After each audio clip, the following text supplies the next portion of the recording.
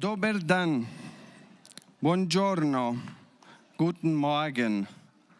Ich werde auf Deutsch sprechen, weil wir diese Veranstaltung hier in Frankfurt machen. Ich freue mich sehr zum Anlass natürlich des Gastlandauftritts von Slowenien, diese Anthologie, Mein Nachbar auf der Wolke, hier vorstellen zu können. Das ist eine einzigartige Anthologie, die die wichtigsten Lyrikerinnen des 20. Jahrhunderts in Slowenien zusammenführt. Wir haben hier heute die Möglichkeit, einige Dichter in der deutschen Fassung, aber eben auch im Original anzuhören. Und wir werden auch einen Film sehen, denn diese Reise durch Europa hat ja schon diesen Sommer begonnen. Und der Regisseur Tomáš Grom hat einen Film gedreht, den wir gleich sehen werden, der einen wunderschönen Titel trägt, nämlich I would like to see the trees on the road.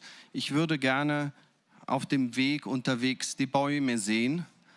Das ist eine Zeile des Dichters Tonéš Škrjanec. Ich hoffe, ich habe ihn richtig ausgesprochen. Das Thema unserer heutigen Präsentation ist die Grenzüberschreitung mit aller Sicherheit. Diese Anthologie, wiederum ein Zitat eines Gedichts von Edvard Kocbek, heißt Mein Nachbar auf der Wolke. Wolken ziehen über Grenzen hinweg. Wolken kennen Grenzen nicht. Die Poesie hat zu allen Zeiten immer eben diese Kraft gehabt der Grenzüberschreitung. Und so haben wir hier heute die Möglichkeit, über ein Land, die Poesie eines Landes zu sprechen, das sehr geprägt ist von Grenzen. Es ist einzigartig. Es ist die Sprachgrenze, die romanische Sprache, slawische Sprache, germanische Sprache bis hin zu der ungarischen Sprache. Das heißt, hier vielleicht ist die Poesie in diesem Land gerade so aufgeblüht, weil es so dominiert war von Grenzen. Wir werden die Möglichkeit haben, das mit den Herausgebern der Anthologie zu besprechen. Das ist der Matthias Göritz, Ales Steger und Amalia Maček. Wir werden Dichter hören, aber zunächst, was sehr, sehr interessant ist, eben diese Reise durch Europa, über Grenzen hinweg, der Poesie den Raum zu lassen. Und wir sehen jetzt den Road-Movie, den Tomáš Grom heute, also diesen Sommer in Deutschland gedreht hat. Ich würde gerne auf dem Weg die Bäume sehen.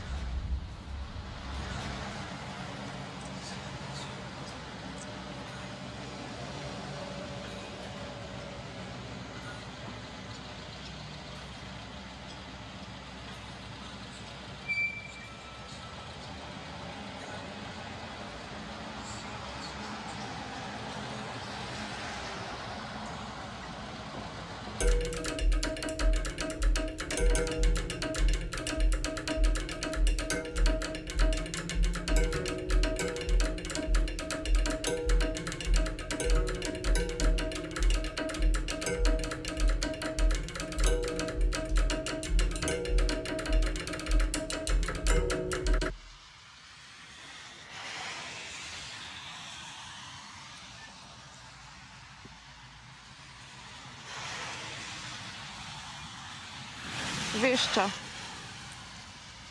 Morda ima takrat, ko kroži, občutek, da se približuje. Neka globoka, meni nedostopna religioznost je v njenem vztrajanju. Sipek, siv prah na njenih krilih, ni z tega sveta.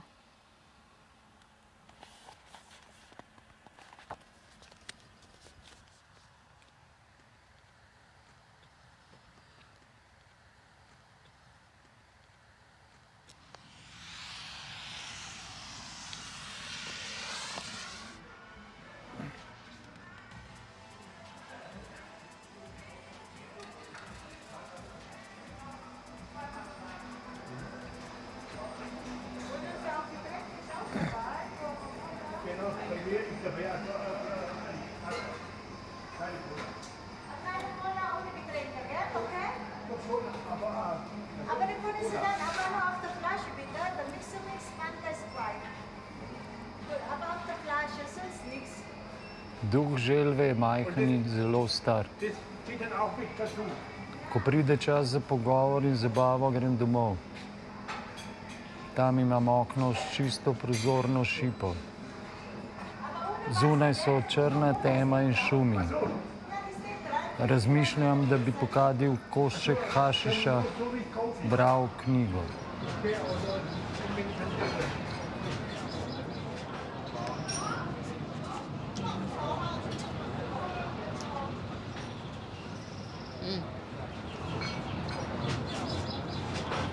Ampak vse, tu si, Matijasu si omenila, da če bi on prebral najprej... To sem mu napisala, če bi vse vaše prebral, pa zaenkrat ni nič odgovoril, ampak njemu ponovadi ni to težko, mislim, on to z veseljem, zanj če ful lepo bral, ne, ker smo ga prav prsili, pa nič ni pojedel ti zdaj. Na tistem popoku? Ja. On res zapobere. Je še pa Ilma Rakoza rekla, koliko lepo je bral, pa koliko lepi prevodi, sem rekla, toliko slab prevod, dobro zgleda, pa kam Matijas Berg. Potem on prav direktno za vsako našo pesmijo, nemško. Ne, prej to bi se To smo se pogovarjali, če bi nekdo, kot je ta Jozef Winkler v Celovcu predlagal, da bi bilo najprej nemško, da oni živijo vsebino, pa lahko prisluhnejo, res, ko pa lahko poslušajo, če kakšno besedo prepoznajo, pa zven, glasu, pa ritem, pa to. Ampak to bi še tako bolj subjektivna, sicer opaska. Ja, itak, da je bila, mislim, lahko tudi obrnemo, pa imamo najprej slovensko, pa pol nemško. Kaj vidimo? Kaj je vam boljš? Ker meni je tudi všeč, če si najprej izpostavljen sam zvenu, pa v bistvu, ne? Ja. Kaj tak ne gre za vsebino, Meni se tudi tako zdi. Imaš raje najprej slovensko, pa recimo, nemško? ja, mislim, ne vem, se to vas sprašujem.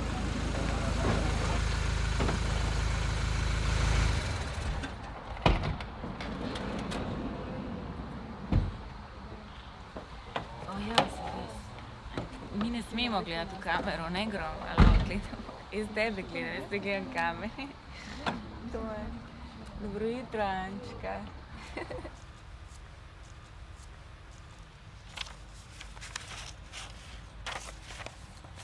Čakaj, da jaz zdaj najdem kaj, ja prav. Se bom takoj.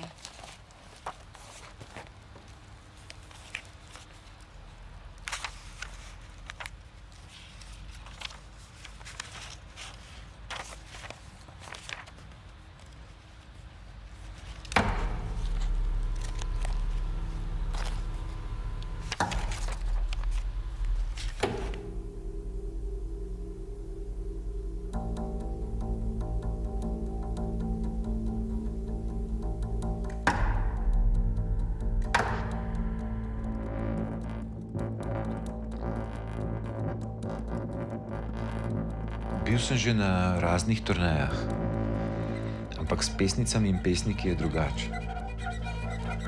Lahko sam sedijo, pa gledajo. Veš, kaj oni opazijo? Pikapolonce, ki se ti pokakajo na roko. Smrdeče ivanščice. Ali pa kako nabiraš jajca v kokošnjaku. In da imaš potem cel dan prežet s slastnimi vonjavami. Pa da se svinčnik doskrat potuhne, glih, ko bi kaj napisal.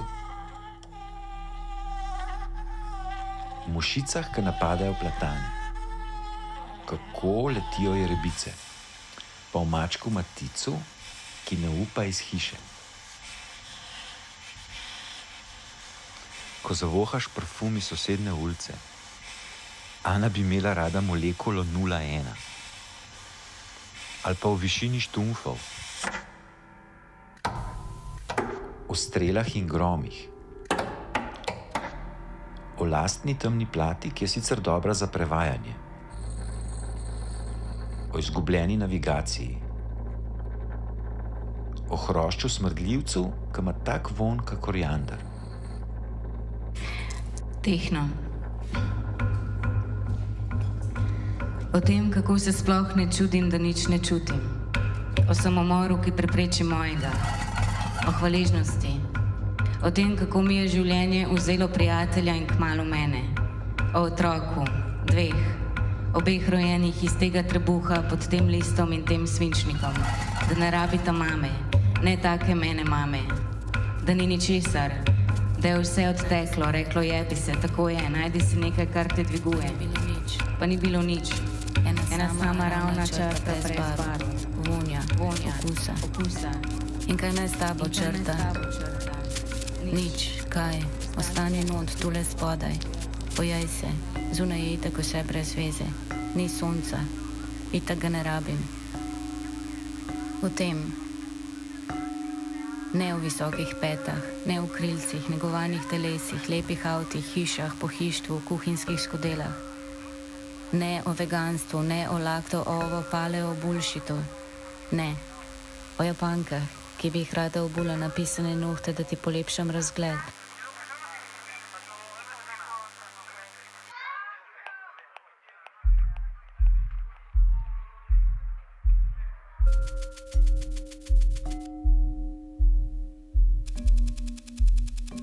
O kolesu z vrtoglavo hitrostjo.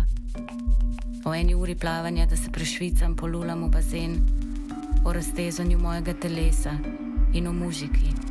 O življenju.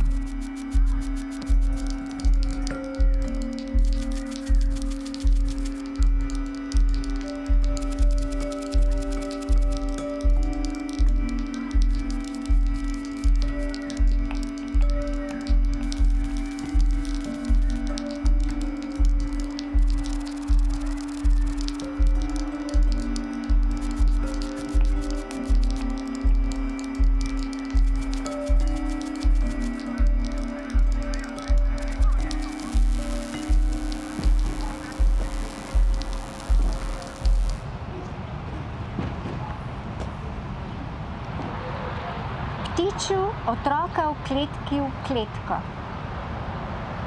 Otroku lahko populiš lase, oči izkluješ, ga napihneš, posiliš, vzgajaš, onemogočiš ga lahko. Lahko ga držiš za gležne 2 metra od tal, lahko ga mečeš ob tla, ob zid, z 20. nadstropja ga spustiš. Lahko ga držiš za zapestje viseti na balkonu, lahko tudi v vlaku skozi okno. Lahko mu tiščiš glavo v gnoj, lahko ga oblačiš po svojem okusu, lahko ga imaš rad, ga zadušiš z objemom, lahko ga zastrupiš, okužiš ga s poljubom, lahko ga ne jemlješ resno, lahko ga pustiš na cedilu čakati, upati, pustiš ga na žgočem soncu hrepeneti. Otroku lahko prepoveš, dopoveš, naročiš, ukažeš, obljubiš, daj, ne dam. Lahko ga spustiš po Ljubljanici, otroku lahko vse razložiš. Muhi potrgaš krila, kuri glavo odrežeš, mački, mladiče podaviš.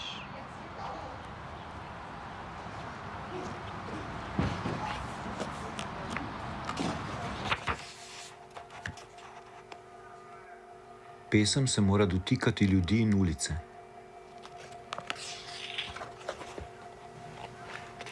Naj svet enkrat za spremembo počaka.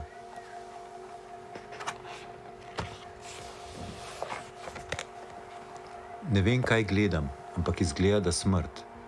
Videti je shirana in lačna. Ne poznam je. Pravico imamo do vse te glasbe, da nas nasmeje in nas ločuje. Zadnje čase se pogovarjam samo z Mozartom. Nilski konj je bil tako ogromen, da je požrl cel filmski trak. Z tega okna sva na 7 prstov preštela 2 leva, 2 žirafi in 2 zebri. V sobi je keramični lijak, ki mirno razbija kozarce. Mrtvi ne ubijajo, to si moram ubiti v glavo.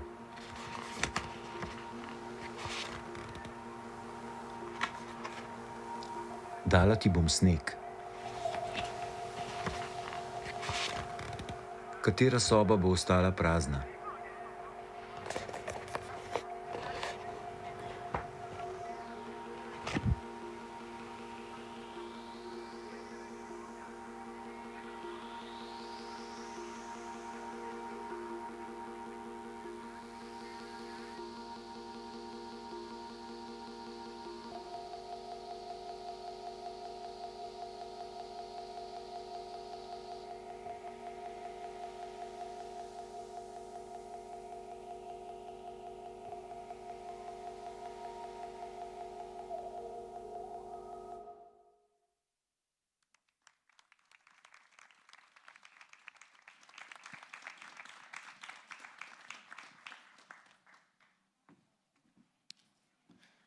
Tomasz, thank you very much for this wonderful film.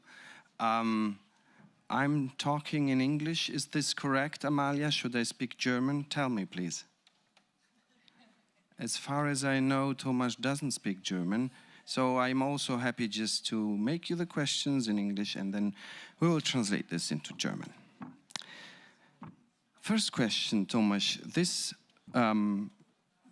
film you made this summer is an on-the-road movie, and it takes place or is shot in different countries.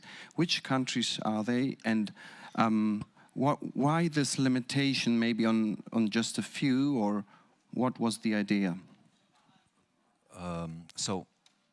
It was in June.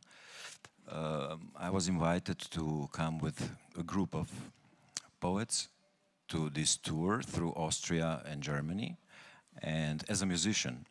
And then, I don't know, somebody mentioned that I also record videos, and then there was an idea so that maybe I do, by the way, also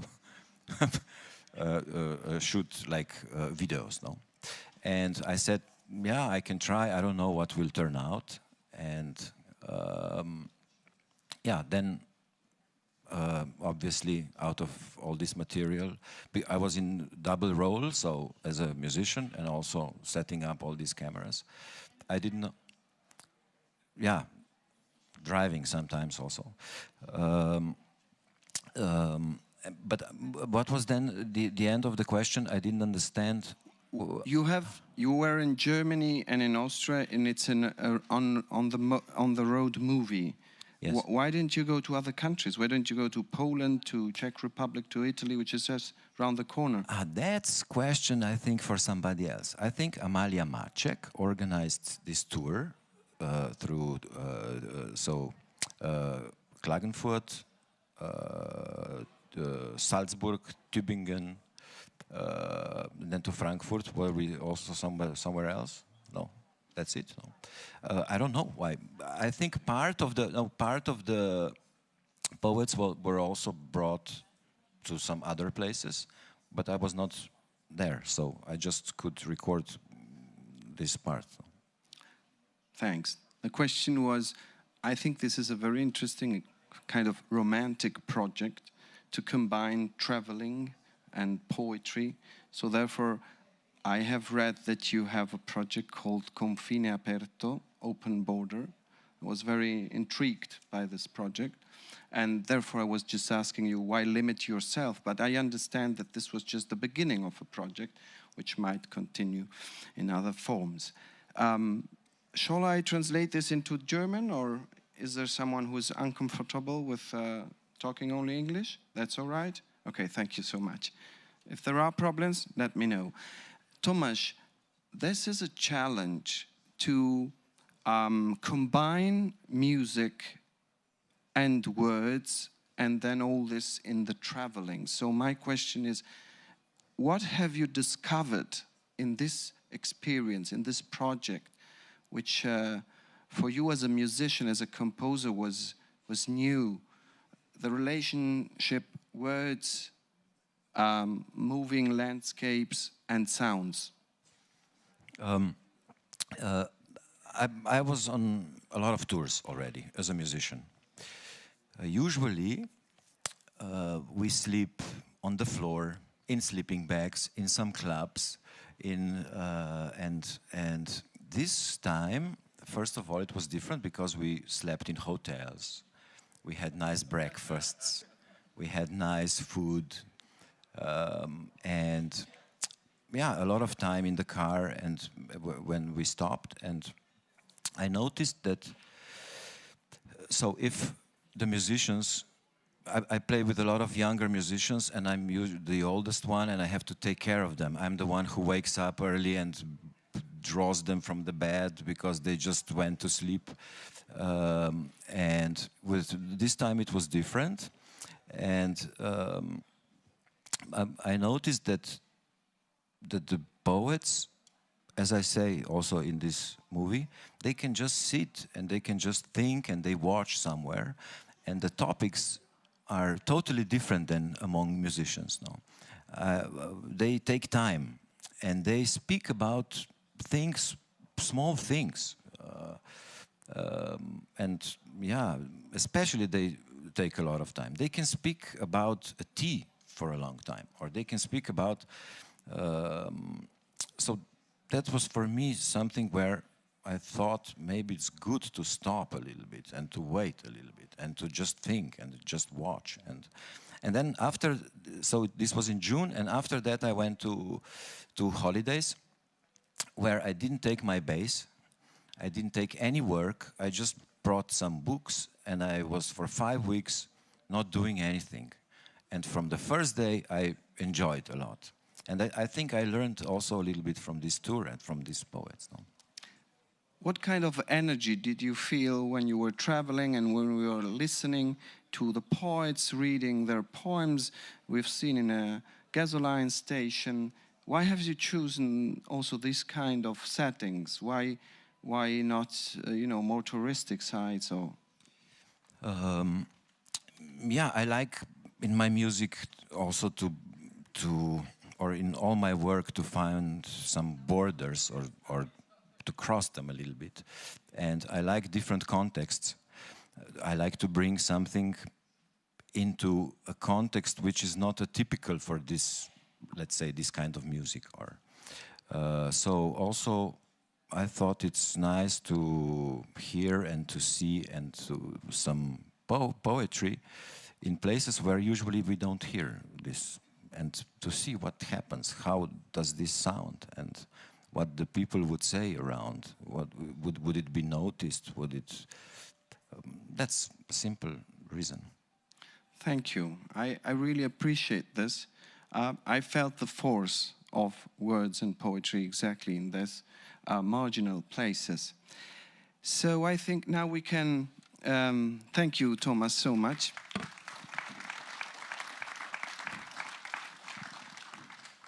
Wir können übergehen jetzt ins Deutsche, es sei denn, es gibt eine deutliche Mehrheit für das Englische. Ich glaube aber nicht. Sonst melden Sie sich bitte, weil wir jetzt eben über die Anthologie reden werden. Mein Nachbar auf der Wolke, slowenische Lyrik des 20. und des 21. Jahrhunderts. Eine zweisprachige Anthologie, die wirklich einmalig ist und die wir uns bemühen werden, jetzt nicht nur ins Deutsche zu haben, sondern womöglich auch in anderen Sprachen. Italien ist ja gerade um die Ecke und viele andere Länder. Das heißt, das ist wirklich ein Ereignis, dieses Werk, diese Anthologie, die wichtigsten Lyrikerinnen dieses Landes, das eine erstaunliche Dichte an Dichtern und Dichterinnen hat. Es sind 2 Millionen Einwohner und ich glaube, es gibt sowas wie 200 Neuerscheinungen im Jahr im Bereich der Lyrik, vielleicht eine Supermacht der Dichtung Slowenien.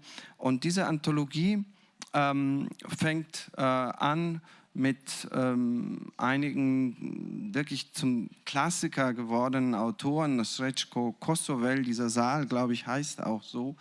Und in dieser Anthologie gibt es ein Gedicht von Srećko Kosovel, das heißt Europa stirbt. Europa stirbt. Srećko Kosovel schreibt dieses Gedicht in der Zeit, als die Habsburger Monarchie zerfällt, am Ende des Ersten Weltkriegs, und diese Welt, die von Vielfalt geprägt wird, auf einmal eben nicht mehr von Vielfalt geprägt wird. Er war an einem Ort im Karst in der Nähe von Triest, wenige Kilometer von Triest, geboren worden. Nach dem Ersten Weltkrieg ist diese ganze Region dominiert von der faschistischen Diskriminierung. Auf einmal kann man Slowenisch nicht mehr sprechen. Es wird sogar von den Grabplatten, die Gebete dürfen nicht auf Slowenisch erscheinen. Das heißt, es hat eine Zeit gegeben, in der die Vielfalt verloren gegangen ist. Und ich denke, heute sind wir hier zusammen, um eigentlich den Satz umzudrehen und zu sagen, Europa lebt. Europa lebt gerade eben auch dank dieser Beiträge von kleinen Ländern, die man vielleicht als am Rande gesehen hat, aber die mitten im Zentrum auch sind. Meine erste Frage an Amalia Maček: Wie erklärt sich diese Dichte der Dichterinnen und Dichter in Slowenien?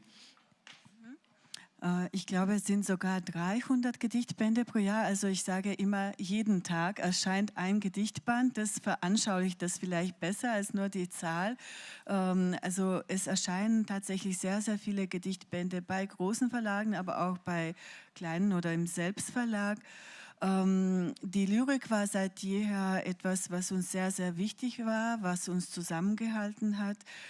Es ist tief verbunden mit unserer Identität. Also wie du das erwähnt hattest, wir waren Teil der österreichisch-ungarischen Monarchie, fast 700 Jahre, dann Jugoslawien, und wir hatten keine Könige, keine Kaiser und so weiter. Wir hatten aber unsere Dichter und die haben uns zusammengehalten. Die haben auch nicht geschwiegen in Zeiten, wo man das sagen musste, und sie haben immer den Weg bereitet, also für mehr Selbstbewusstsein, zum Beispiel Fremdzerbrechieren, dass unsere Sprache auch dazu taugt, ganz komplizierte lyrische Formen zu verwenden, oder dann auch bei der Verselbstständigung Sloweniens haben die Dichter wieder eine Rolle gespielt. Ja, vielen Dank. Was bei dieser Anthologie sehr, sehr wichtig ist, ist der Beitrag der Übersetzerinnen und der Übersetzer. Und hier muss ich kann nicht anders als die unglaubliche Vermittlungsarbeit von Übersetzern und Übersetzerinnen hervorzuheben. Und wir haben hier an meiner Linken Ales Steger, an meiner Rechten, das ist meine Perspektive gesehen, Matthias Göritz. Das sind zwei herausfordernde, wirklich herausragende Vermittler der gegenseitigen Kulturen. Man kann es nicht genug unterstreichen, wie zentral diese Rolle der Vermittlung ist. Seit vielen Jahren übersetzt Matthias Göritz aus dem Slowenischen ins Deutsche und Ales Steger, auch Verleger des Verlags Beletrina, auch Übersetzer in vielen Sprachen. Wie habt ihr in diesem Panorama, sehr reichen Panorama der slowenischen Dichtung des 20. Jahrhunderts, einen roten Faden gefunden von dem, 80 Dichtern, die hier vertreten sind? Wir haben gehört, es gibt 200, 300 Neuerscheinungen im Jahr. Viele mussten darauf verzichtet, hier vielleicht abgedruckt zu werden, obwohl sie es vielleicht sogar verdient hätten. Welchen roten Faden haben Sie hier gewählt, Matthias Göritz? Ja, vielen Dank, lieber Piero, und vielen Dank für dieses Buch, denn du bist ja auch unser Lektor und damit auch wirklich an diesem Buch beteiligt und seiner Entstehungsgenese. Wir haben das Buch, Amalia Maciek und ich, vor über 8 Jahren uns mehr oder weniger ausgedacht und einfach begonnen, ins Deutsche zu übertragen. Als Aleš dann dazu kam, wurden die Pläne sehr viel konkreter für ein Buch. Und wenn man ein Buch, eine Anthologie macht, ist eben das Auswahlproblem eines der wichtigsten. Es gibt viele wunderbare Übersetzerinnen und Übersetzer, die schon sehr lange gearbeitet haben. Peter Urban, Fabian Hafner, Olof und wir können weiter und weiter und weiter aufzählen, Erwin Köstler. Viele Bücher waren schon da und wir mussten natürlich diese Übersetzung auch durchlesen, schauen, was passt. Das ist eine sehr persönliche Perspektive für mich als Dichter. Ich bin immer sehr gereizt für das Übersetzen, wenn es etwas in meine Sprache bringt, ins Deutsche, in die Sprachen, die ich übersetze, was es noch nicht gibt im deutschen Kontext, was also sozusagen auch unsere Sprache nochmal bereichert. Und das ist vielleicht etwas anders als die Perspektive von einem slowenischen Dichter, der natürlich auch auf was ist ein wichtiges Dicht für den slowenischen Kontext guckt.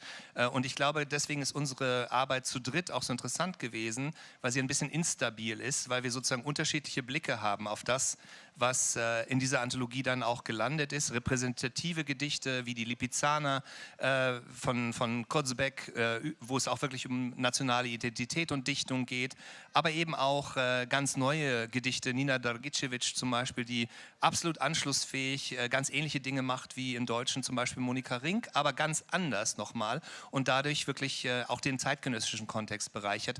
Und der Band ist voller dieser Diversitäten, voller dieser Aufrisse in die Sprache.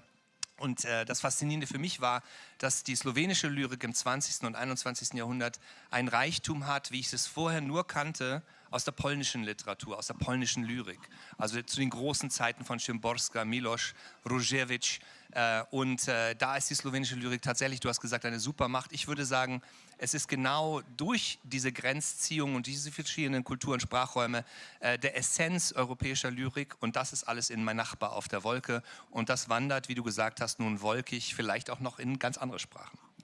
Ja, das ist wirklich erstaunlich. Ich muss sagen, ich selber komme aus Italien, frequentiere die Gegend um Triest sehr. Und für uns, ich komme aus Rom, für uns hörte Italien mit Triest auf.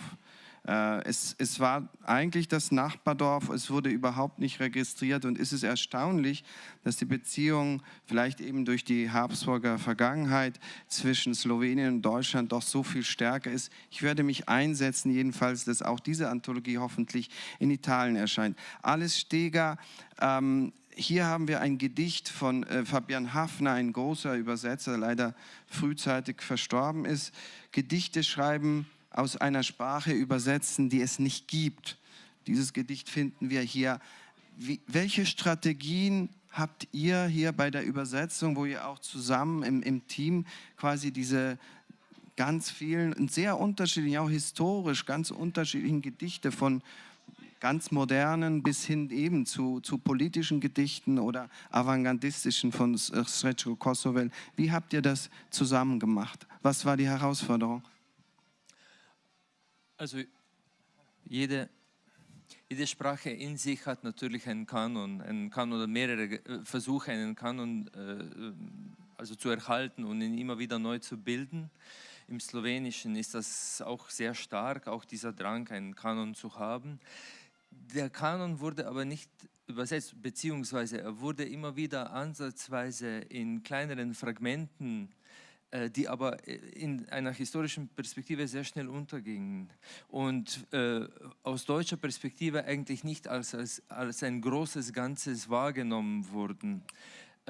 Also waren wir eigentlich vor einer riesen Aufgabe gestellt, diesen Kanon für einen deutschsprachigen Leser neu zu bilden. Und das ist etwas ganz anderes, wie wenn man ihn aus slowenischer Perspektive für die Slowenen bildet. Warum?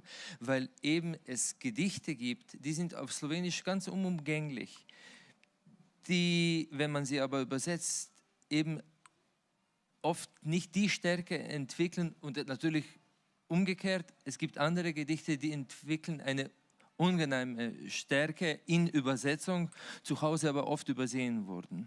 Also mussten wir eigentlich vieles von dem, was wir von zu Hause durch unseren Kanon schon vorserviert hatten oder vorgelernt, relativisieren. Es ging nicht so weit, dass wir Namen relativisieren würden, aber das, was wir von einzelnen Dichtern dann ausgewählt haben, das mussten wir relativisieren und natürlich immer wieder durchlesen.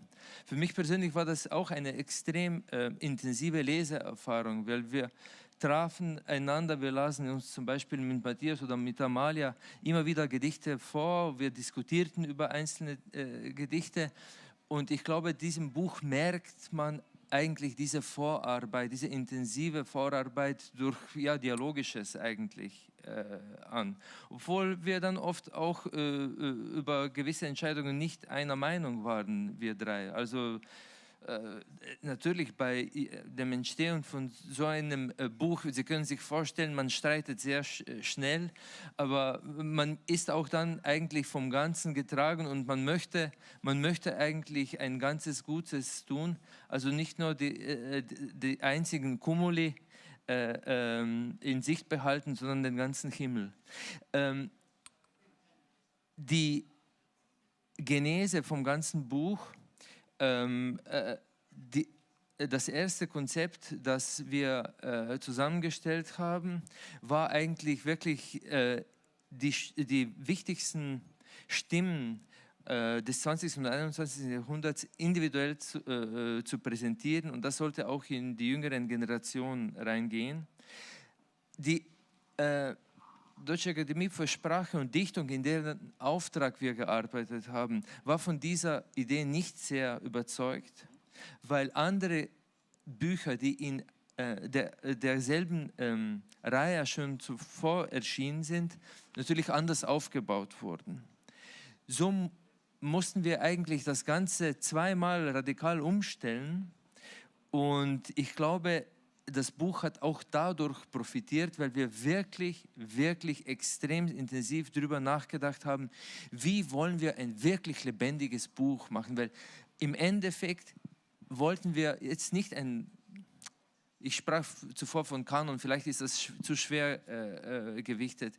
Wir wollten wirklich ein Buch, das Lust macht ans Weiterlesen und das wirklich eine breite Plattform auch für jüngere Autorinnen und Autoren gibt, die dadurch oft auch das erste Mal in deutscher Sprache präsentiert werden. Am Ende haben wir es dann so gemacht, dass wir 16 herausragende Poetiken ausgewählt haben. Sie sind individuell präsentiert und sie durch thematische Felder eigentlich dynamisch gestaltet haben. Und diese thematischen Felder sagen extrem viel über die besondere Art und Weise, wie wir über Grundsätzliches in der slowenischen Poesie gedacht und dazu gedichtet wird, weil Gedichte über Leben und Tod, über Stadt, über Sprache vor allem, gibt es ja überall. Aber wenn man sich diese Aufreihungen von Gedichten, die dann auch zum Teil wirklich thematisch motiviert ausgewählt wurden, ansieht, entstehen da schon besondere Sichtweisen und auch besondere innere Korrespondenzräume, die, glaube ich, dieses Buch auch so attraktiv machen. Ich muss hier Alice Steger wirklich recht geben. Ich muss hinzufügen, dass wir hier im Hansa Verlag die mehrere Anthologien veröffentlicht haben, zur italienischen Poesie beispielsweise auch, wo man eher chronologisch vorgegangen ist. Und hier diese besondere Art der Zusammenstellung hat doch eine ganz eigene Dynamik entwickelt. Ich war überrascht, ich bin ein passionierter Leser von Lyrik und finde dieses Buch ganz außerordentlich. Möchte ich Ihnen alles wirklich empfehlen, sich das anzuschauen. Nochmal auch ein Dank an die Akademie der Deutschen Sprache und Dichtung, die das Projekt sehr generös mitfinanziert hat. So, ich würde gerne jetzt, denke ich, der Poesie das Wort lassen und Boris Nowak bitten auf die Bühne. Ach so, alle kommen zusammen, okay. Ja. So Boris, Stanka Rastel und Evgenia Simonovic. Anna Pepelnik. Anna Pepelnik. Und alle haben Stühle. Ja, gut. Ist das die Reihenfolge? Ja, ich finde das. Ne? Ja. Gut. Anna. Vielleicht noch zu einer der Besonderheiten dieser Abteilung. Das Wort, Beseda, kommt in der slowenischen Lyrik wirklich sehr, sehr häufig vor. Und Sie merken das ja auch am Messemotto Waben der Worte. Während im Moment jetzt, glaube ich, wer liest als erstes?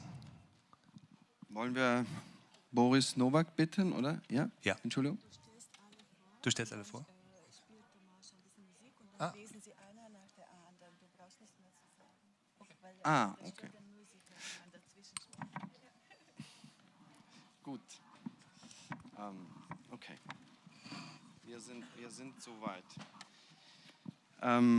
Nur zur Vorgehensweise, damit Sie auch wissen, wie jetzt die ganze Lesung stattfinden wird. Ich werde ein paar Worte zu den Autoren gerade sagen und danach folgt eine Lesung, die ich denke auch zweisprachig ist. Matthias, ist das korrekt? Genau, die ist zweisprachig, zuerst Slowenisch, dann Deutsch. Ja, Slowenisch und dann Deutsch. Und dann werden wir auch zwischendurch Musik hören.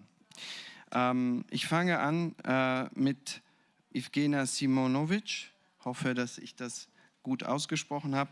Sie ist 1953 in Kani geboren, Schriftstellerin, Essayistin und Töpferin, hat in London studiert und sie schreibt für Erwachsene und Kinder. Eine ihrer wichtigsten Gedichtsammlungen ist Drace in Reisig und Wurzeln von 1995. Dann neben ihr haben wir hier Boris Nowak, 1953 in Belgrad geboren, slowenischer Autor, Dramatiker und Literaturwissenschaftler und Übersetzer. Er lebt seit 1968 in Ljubljana. Intellektueller setzte er sich für die Demokratisierung des Landes, insbesondere auch für im Konflikt in Jugoslawien, in Sarajevo und für die Roma ein.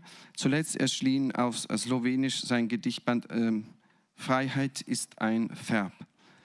Die Dichterin und Übersetzerin Anna Pepelnik, die haben wir auch im Film gesehen, übersetzt unter anderem Joshua Beckmann, Sylvia Plath, Elisabeth Bishop. Sie studierte vergleichende Literaturwissenschaften, ist Sängerin der Band Boring Couple, lese ich gerade, und hat wichtige Gedichtbände, Techno 2018 und Müll. Eine Auswahl aus diesen Sammlungen erscheint 2023 in der Parasitenpresse. Und jetzt muss ich meine Notizen finden oder vielleicht kannst du mir helfen, Matthias, mit unserer Autorin. Stanka Rastel ist eine wunderbare Autorin, nicht nur von Gedichtbänden, von dem eins in der Übersetzung von Daniela Kotzmuth heute auch im Mittelpunkt steht, Anatomie im Zimmer, sondern auch Romanautorin und wird ganz bald dem deutschen Publikum auch noch näher kommen, weil sie nämlich ab dem Frühjahr für 3 Monate in der Villa Waldbertha am Starnberger See leben und arbeiten darf. Fantastisch, dann werden wir uns ja häufig sehen.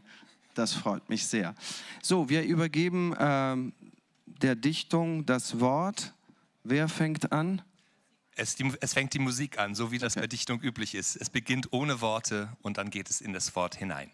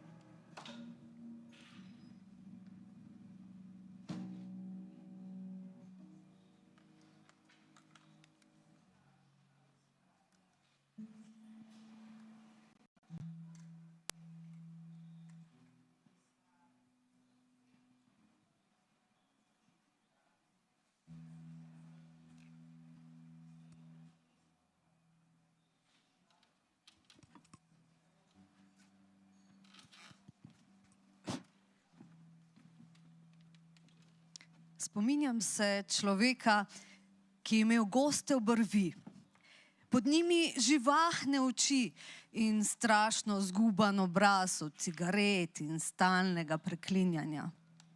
In neverjetno gibčno telo, lahko je dal obe nogi za vrat.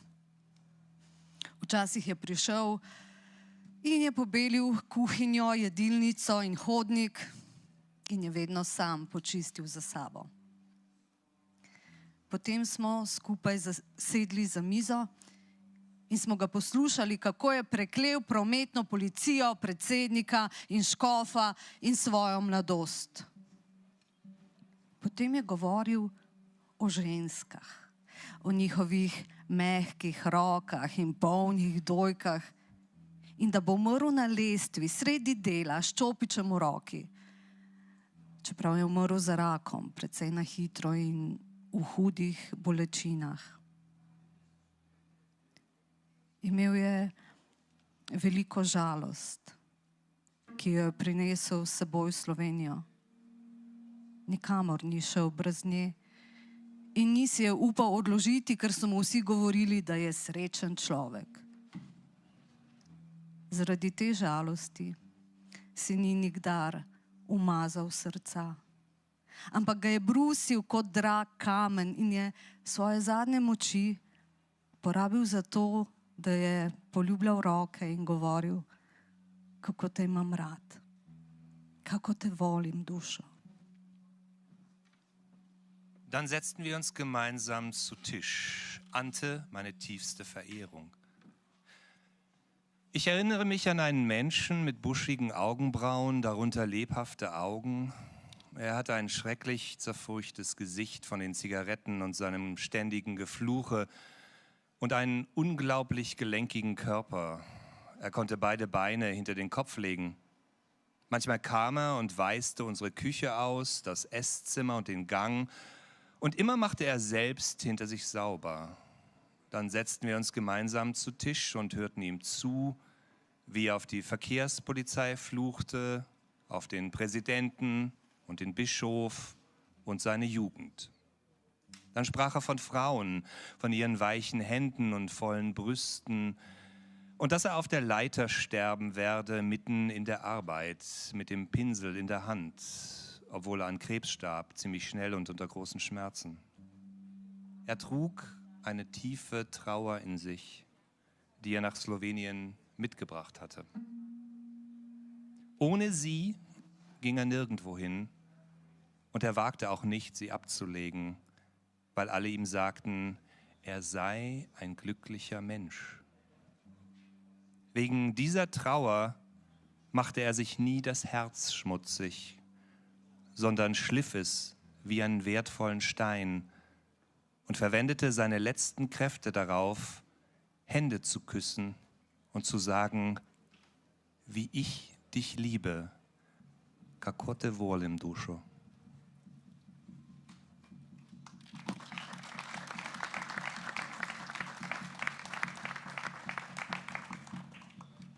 Všeč mi je, kako moj oče koraka v jato zdravnikov z bolj belimi lasmi od njihovih hal, kot gorili alfa samec s srebrnim hrbtom.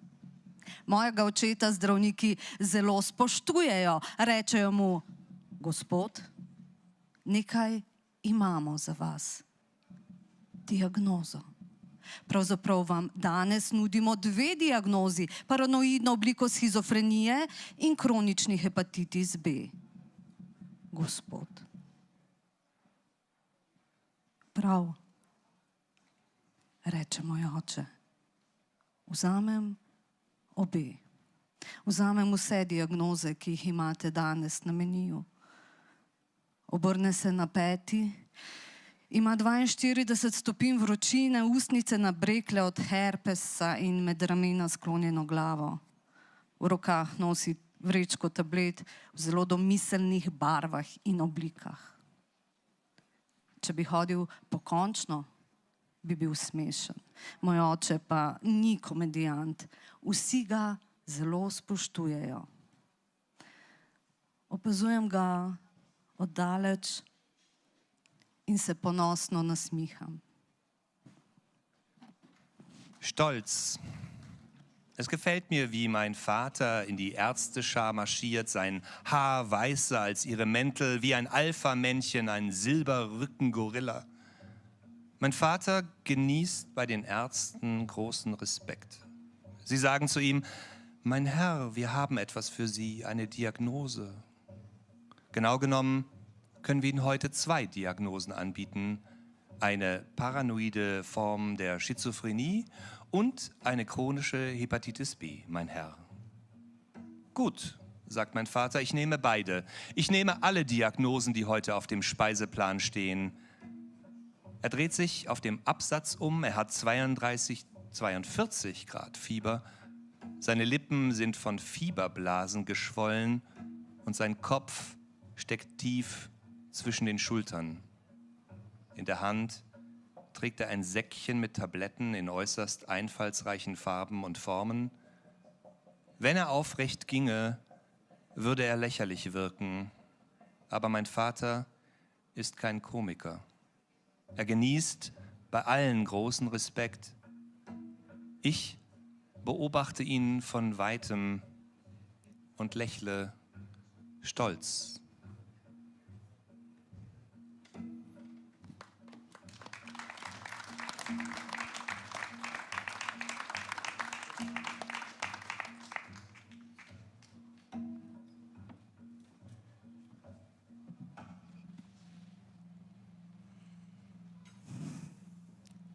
Bila sem punčka takrat. Nekega dne se je moj očim odločil, da me bo zadavil. Skrbel je zame takrat. Jemal me je v roke od takrat, ko sva prišli v hišo. Mama je pravila, da sem imela srečo. Kak drug očim me ne bi maral. To, da me je davil, kaj potem. Res sem zamudila avtobus, res sem imela smeti v torbi, res nisem znala pesmice, res sem bila poredna. Mama je pravila, da sem imela srečo, kak drug očim se ne bi brigal zame. To, da me je davil, kaj, nič takega, samo ustreči mu nisem hotela.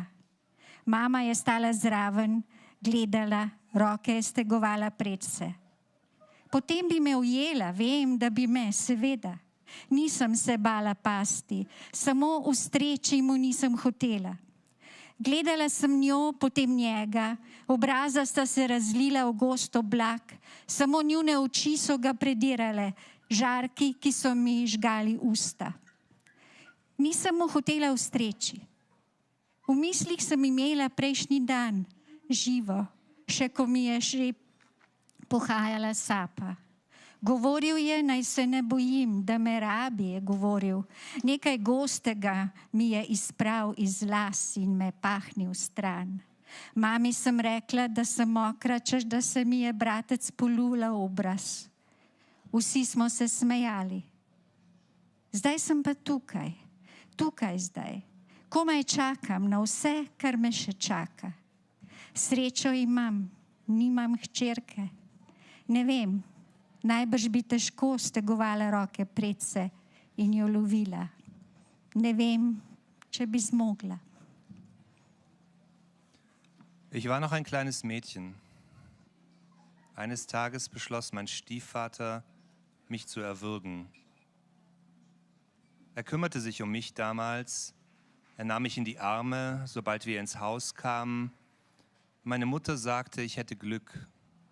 Viele andere Stiefväter würden mich nicht mögen, dass er mich würgte, was soll's.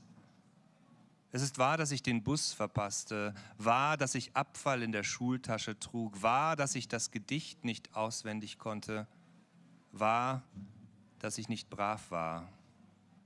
Meine Mutter sagte mir, ich hätte Glück gehabt. Viele andere Stiefväter würden sich nicht um mich kümmern, dass er mich würgte, was soll's. Ich wollte ihm den Gefallen nicht tun. Meine Mutter stand daneben, schaute zu, streckte die Arme aus. Sie würde mich auffangen. Ich weiß, dass sie mich auffangen würde, natürlich. Ich hatte keine Angst vor dem Fallen. Ich wollte ihm bloß den Gefallen nicht tun. Ich schaute sie an, dann ihn. Die Gesichter flossen ineinander zu einer dichten Wolke. nur von ihren Augen durchbohrt wie Sonnenstrahlen, die ihm den Mund verbrannten. Ich wollte ihm den Gefallen nicht tun. In Gedanken beim vorigen Tag, in Erinnerung lebendig, auch noch, als ich außer Atem war. Er sagte mir, ich solle keine Angst haben, dass er mich brauche, sagte er. Etwas Dickflüssiges wusch er mir aus dem Haar und stieß mich dann weg. Der Mutter sagte ich sei nass, weil mein kleiner Bruder mir ins Gesicht gepinkelt hätte. Wir lachten alle. Und jetzt bin ich hier jetzt, kann's kaum erwarten, was mich noch erwartet. Ich habe Glück, ich habe keine Tochter. Ich weiß nicht, wahrscheinlich könnte ich die Arme nicht ausstrecken und sie auffangen. Ich weiß es nicht. Ich weiß nicht, ob ich das schaffen würde. Podatki. Ich möchte etwas sagen, aber ich muss nicht. Entschuldigen Sie. Še zmeraj bom pa povedala. Podatki. Če bi vsi otroci, ki umrejo na dan od pretepenosti in ugrizov, slučajno živeli v naši ulici, bi bila jaz mati, ki tepe, moj moški bi bil oče, ki grize, skupaj bi samo midva morala uničiti 3 v enem dnevu in pol, da bi zadostila podatkom. Daten. Lebten alle Kinder, die jeden Tag sterben an Schlägen und Bissen, zufällig in unserer Straße, wäre ich die schlagende Mutter, mein Mann der beißende Vater. Zusammen müssten allein wir 2 in 1,5 Tagen 3 Kinder vernichten, um den Daten gerecht zu werden.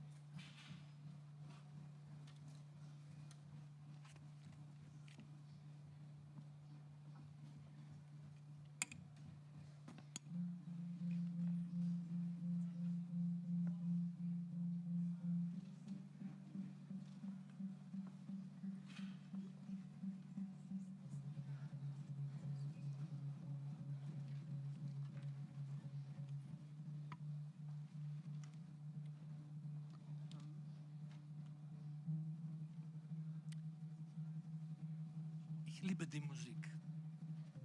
Ich komme ja aus einer musikalischen Familie.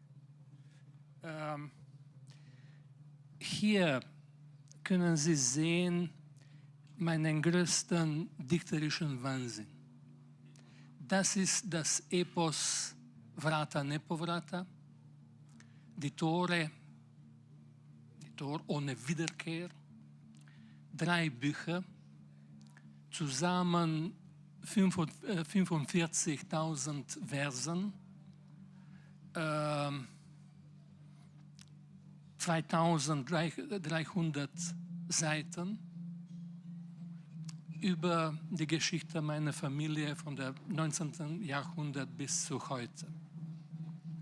Aber ich habe diese dichterische Wahnsinn nicht selbst geschrieben. Ich werde zuerst ein Gedicht lesen. Wer hat diesen dichterischen Wahnsinn geschrieben? Es war mein Doppelgänger und nicht habe es nur unterschreibt. Moj dvojnik. Imam dvojnika. Medtem ko se jaz nečimran kot sem, kažem očem sveta, on sedi doma in gara, gara, gara. Moj zvesti suženj, moj nikomur znan obraz. Priklenem ga za mrzel radiator in v skodelico nalijem vode, da ne umre od žeje. Lud svobode dolgujem njemu, ki je moj gladiator. Je malo, hvaležen za suh kruh in mrk pozdrav. Spi malo, lepo nekaj ur na noč. Ko jaz omagam, mi priskoči na pomoč. On je tisti, ki piše. Jaz le podpisujem. Zdaj je v zadregi zardel. Moj intimni tujec, moj dvojnik. Rad bi ga malo bolje spoznal. Und jetzt in der gut klingende Übersetzung von Matthias Görlitz. Mein Doppelgänger. Ich habe einen Doppelgänger. Während ich, eitel wie ich bin, mich der Welt zeige, sitzt er zu Haus und schuftet, schuftet, schuftet, mein treuer Sklave, mein allen unbekanntes Gesicht. Ich kette ihn an einen kalten Heizkörper und gieße ihm ein Glas Wasser ein, damit er nicht verdurstet. Ich schulde ihm das Licht meiner Freiheit. Er ist mein Gladiator. Er isst wenig, ist dankbar für ein Stück trockenes Brot und ein dunkles Hallo. Er schläft wenig, nur ein paar Stunden pro Nacht. Wenn ich vor Erschöpfung taumle, kommt er mir zu Hilfe. Er ist derjenige, der schreibt. Ich setze nur meine Unterschrift darunter. Da errötet er vor Verlegenheit, mein intimer Fremder, mein Doppelgänger. Ich wünschte, ich kennte ihn besser.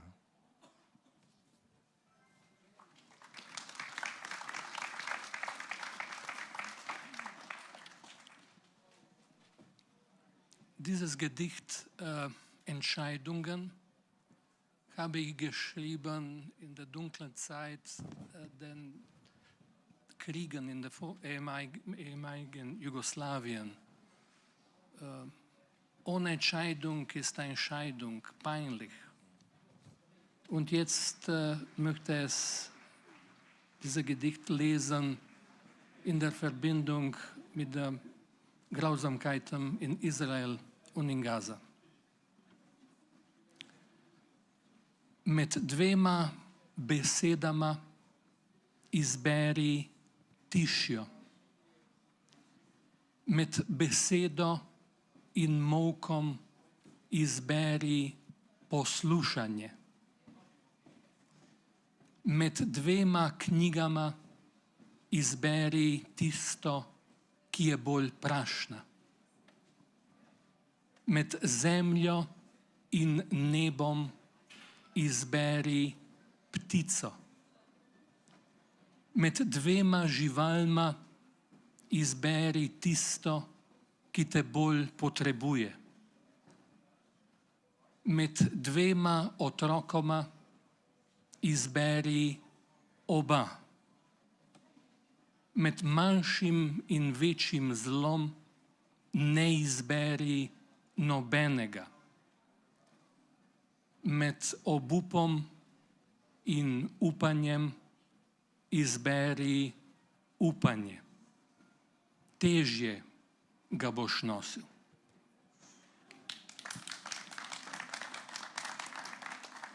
Entscheidung, übersetzt von Klaus Detlef Olof.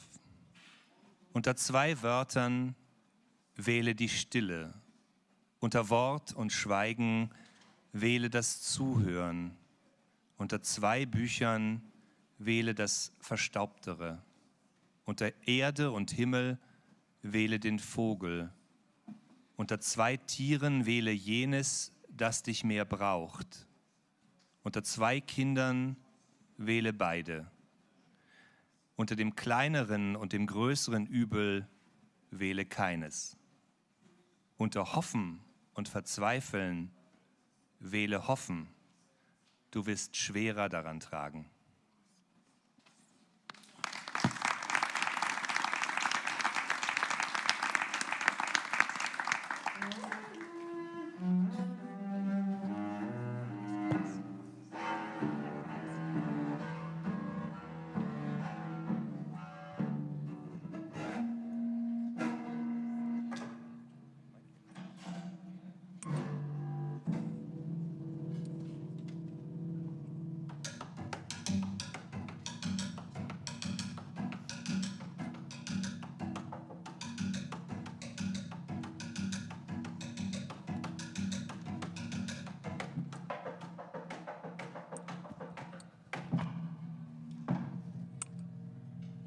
Zakaj že Spicer? Zato ne morem pisati o Orfeju, o melodiji, ne o Tezeju, Heleni, Elektri, Sizifu, ker nisem bila tam ali pa ne vem dovolj. Ne. Zato ne morem pisati o Orfeju, ker nisem bila dovolj tam. Ne ljubim dovolj. Pišem pa zate, tebi, s tabo, ob tebi, pri tebi, na tebi, ti si muza moja. Na meni je, da celim sebe, da se naranim preveč. Vsake toliko se odlomi malo zoba, popraska, ureže prst do roba, odvisno od dneva. Ljubim preveč za mitologijo Spicer. To, kar je Orfej njej, bom jaz morskemu konjičku, ko se naslednjič vidiva. Na nekem poljubnem morskem dnu. In vsak sebi spočneva. On sebi male morske konjičke, jaz sebi pesem.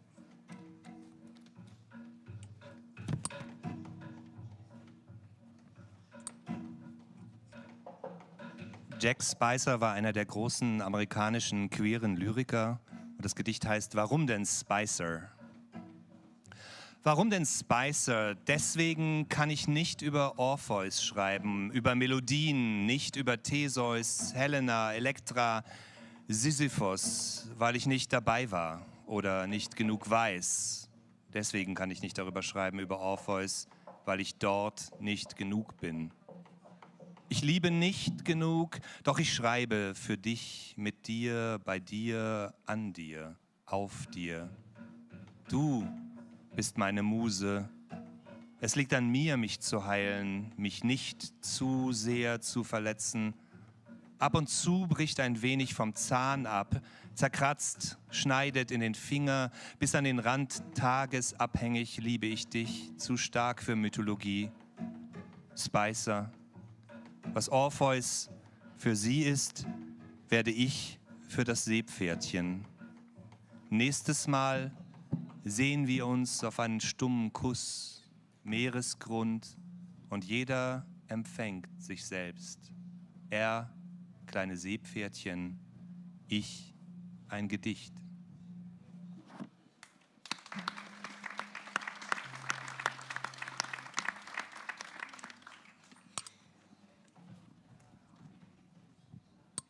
Louder Than Bombs. To ni angažirana pesem. Gledala sem film in zdaj remiksam, ko je prizor, kjer ženska in mama in fotografinja govorijo o depresiji, ko je prizor sprožil moment sentimenta, da je bolelo za nazaj, ko opiše, kako je, ko se vrača nazaj k ljudem, ki jih ljubi neizmerno in da ni problem v tem, da me ne marajo. Najbolj krut je moment, ko si čisto prepričan, da te ne rabijo. To ni copy-paste. To je še en zapis, kako lahko sam sebi uničiš vse, kako si razbijaš in lomiš svojo mini okolico in se, ko te vsebuje, delaš, da te ni. Ko se trudiš izginiti, čeprav si. Ko sem zavidala ljudem bele zobe, ker se lahko široko nasmihajo in misliš, da so prijazni. Ko sem zavidala lepim puncam, da so všeč tistim fantom, ki jim nisem bila všeč. Ker sem zavidala visokim, ker so bolj blizu nebu. Ko sem zavidala čudakom, da so čudaki, ker so bolj zanimivi. ker sem zavidala posebnežem posebnost, ker so bolj opazni, ker sem zavidala skodranim kodre, ker so bolj blizu vesolju. Potem sem si z alkoholcem na notranjo stran zapestja narisala podpiče in rekla fuck off. In ja, jaz sem vedno za. Jaz sem proti vsem kretenom, ki iz moje dežele delajo slabo deželo. Meni gre na kurac bodeča žica teh kretenov, ki vsak dan ubije najmanj enega jelena, pa ne kot simbol. In zdaj, januar je, 11. po vrsti. Zelo zgodaj zjutraj sem z vročino krožila po stanovanju in rekla ne svojemu Bogu, da naj odjebe, ker mi je že drugo leto zapored januarja vzel Davida. Prvi je ikona moje družine.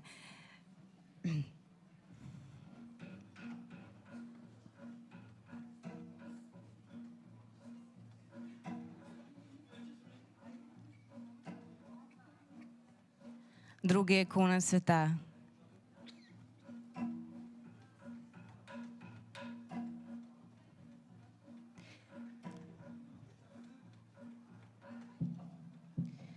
In v tej pesmi je edina bomba pesem, ki jo v tem trenutku berem.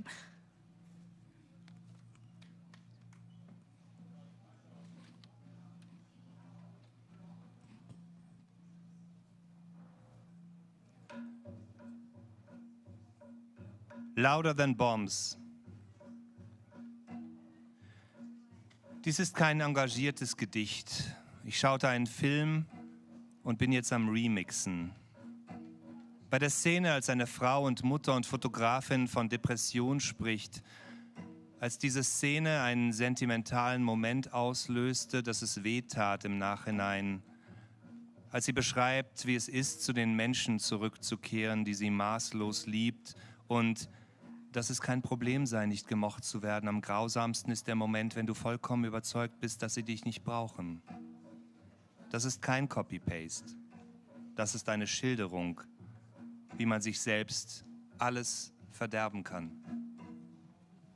Wie man sich seine Minimalumgebung zerschlägt und zerstört und wenn sie dich einbezieht und sich vormacht, dass es einen nicht gibt, als ob du dich anstrengst zu verschwinden, obwohl du es doch da bist, du da, als ich Menschen um ihre weißen Zähne beneidete, weil sie so breit lächeln können und man denkt, dass sie freundlich sind.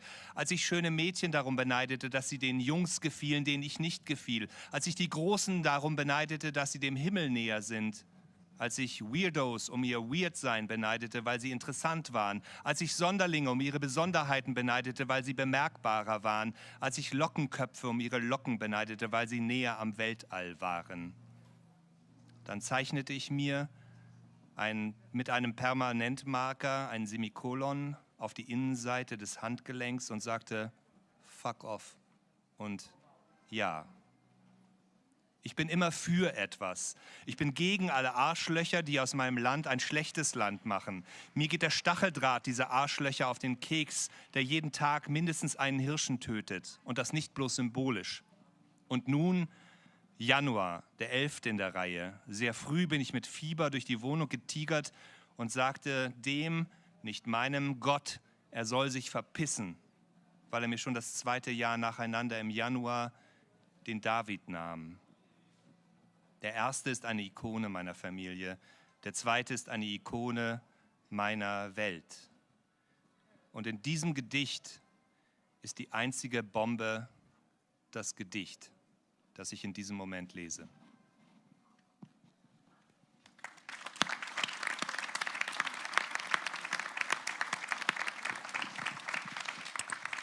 And danke Amalia und Matthias for the translations. Danke. Ja, liebe Zuhörerinnen, liebe Zuhörer, wir haben wirklich eine sehr denkwürdige Stunde hier verbracht. Ich glaube, wenn es Ihnen auch so gegangen ist wie mir, ich fühle mich verwandelt durch die Poesie, die wir gehört haben. Wir sind in Frankfurt, tausende Termine, tausende Stimmen und doch, diese Stimme der Poesie hat uns sehr, sehr, sehr berührt. Ich würde sagen, Poesie überschreitet die Grenzen und um den Satz von Kosovel umzudrehen, Europa lebt dank der Poesie, dank der slowenischen Poesie. Ich möchte hier Amalia Maciek, Matthias Göritz und Alice Steger insbesondere für die Anthologie danken, Thomas Groß für die wunderbare Musik und für den Film und unsere Autoren.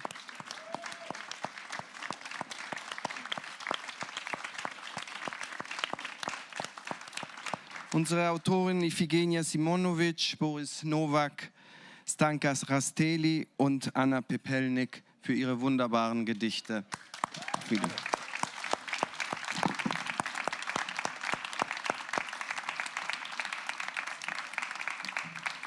Und ich möchte als auch deutscher Kurator dieser Buchmesse Piero Salabé ganz herzlich danken, dass er da war und diesen wunderbaren Morgen moderiert hat. Kommen Sie alle wieder zu den nächsten Gedichtmomenten und gehen Sie überhaupt nur noch zu slowenischen Autoren und kaufen Sie alle Bücher vom Bücherstand vorne. Vielen Dank.